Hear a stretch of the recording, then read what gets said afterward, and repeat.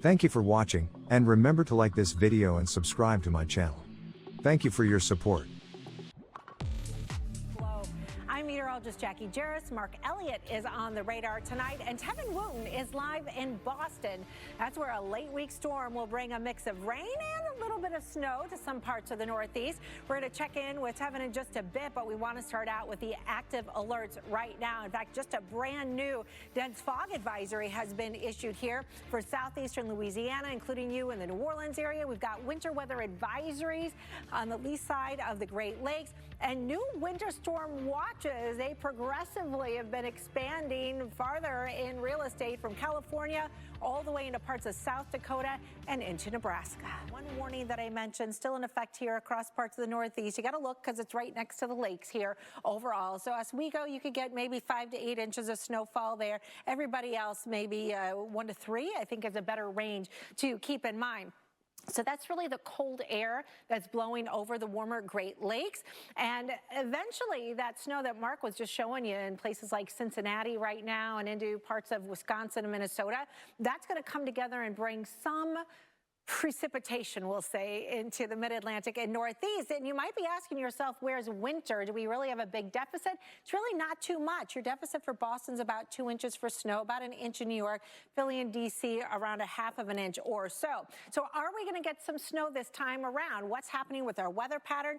We definitely have the dip in the jet stream. So that cold air is in place in most of the region. High pressure is controlling New England right now, keeping us pretty dry. So as low pressure develops off the coast, eventually those little disturbances trying to get together, it is going to take a swing at wrapping that moisture up into that colder air. But I think it's going to be too far away from the coast to help you out in the mid-Atlantic if you're a snow lover. This will be confined to parts of New England, and even at that, a lot of the big cities aren't going to get a whole heck of a lot, but some.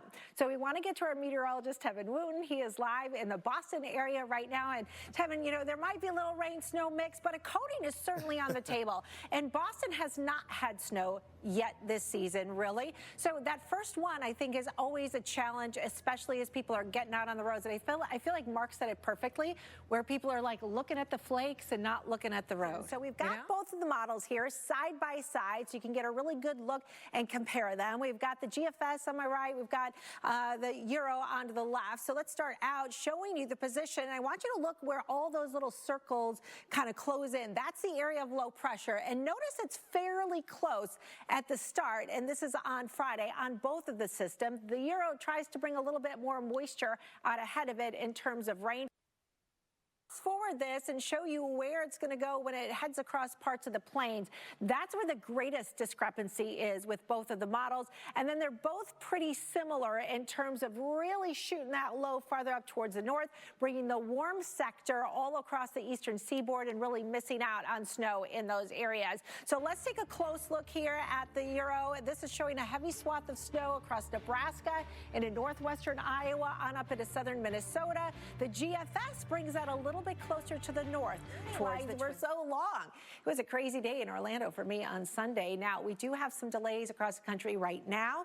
There are de-icing delays in Minneapolis as well as into Erie, Pennsylvania. Now, tomorrow, as we look at the weather conditions, there could be a couple of delays here up and down the East Coast. We've got that little system trying to come together and push off the coast, and that will bring some dreary conditions across the region, and that could cause some minor delays. I don't think it's going to be a huge deal. Boston may have to deal with some de-icing delays. That's going to be a possibility. Thursday is looking better here, but worse across parts of the west. That's when our next winter storm really starts cranking, and we'll start to see rain and snow break out across the region. Salt Lake City, snow on top for you. We do expect to have some delays as a result of that. In Denver, you may get that snowfall coming in here on Friday, especially early in the day, that could cause some delays. Minneapolis, snow will be possible on Friday to hold you up. Chicago looking a little bit more like rain, but still, that's enough to cause delays at one of the busiest airports in the world.